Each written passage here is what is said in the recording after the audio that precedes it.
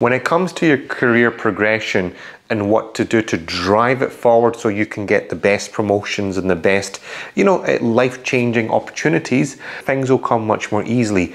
But what people are actually doing now is that they're forcing themselves into a particular area because they feel they get a bigger pay rise, they get a bigger piece of the puzzle, they get a bigger, more cash to take home, even though they're not enjoying it.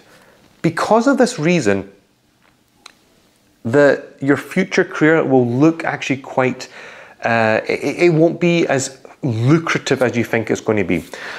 Now, there's two things to this. There's two avenues I want to explain here, because number one is that if you take a career which you're passionate about, that you really want to drive forward, and you know that you can, deliver first class, quality value to your employer, you can drive value from the creativity, from the innovative thoughts that you have, then that makes sense. It's a logical sequence, and you'll be able to deliver and drive that within that role. But that's only if you're passionate, if you believe in what you're doing. So that's the first one. The second one is that you're forcing yourself into a particular area which you're not really interested in.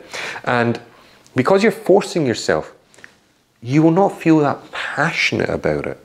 You won't want to be that creative about it. And because of that, the innovation will be lacking at the end of the day.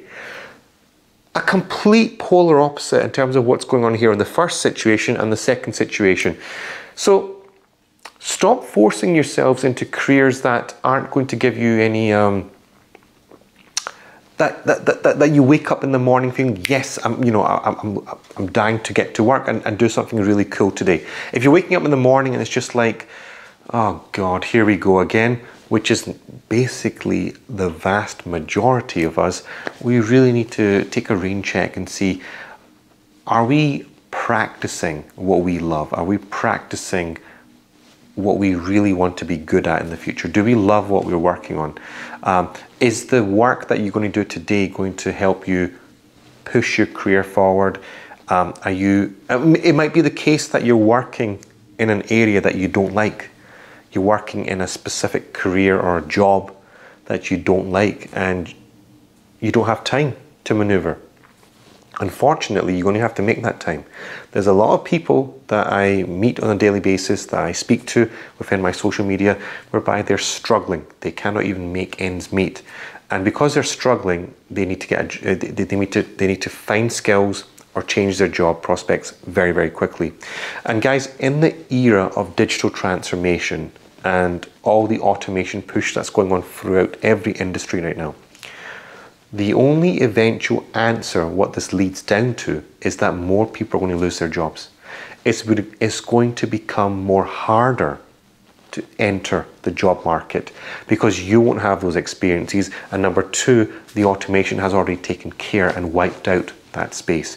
Think about driverless cars, which is going on. Think about the online chat box and how many people have been removed from call centers.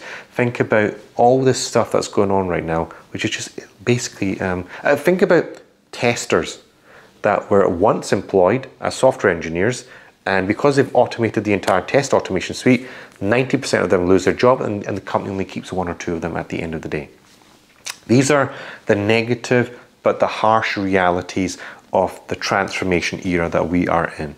So all of this is interconnected, all of this is intertwined, and you're going to face problems in this. What tips can I give to help people along these lines? Number one is that all of you should be looking at artificial intelligence, data science, IoT stuff. These are good areas to get yourself into. That's the first thing. And the second thing is that once when you look at that first piece, you need to also look at the secondary pieces, that if you know the technology, how can you leverage the technology to your advantage? Which is the problem that most people face, is that they don't know the technology, number one, and number two, they don't even know how to leverage the technology to their favor, so that you're knocked out in both sides. So learn about the technology, learn to use the technology, and the third thing is drive business value from that technology.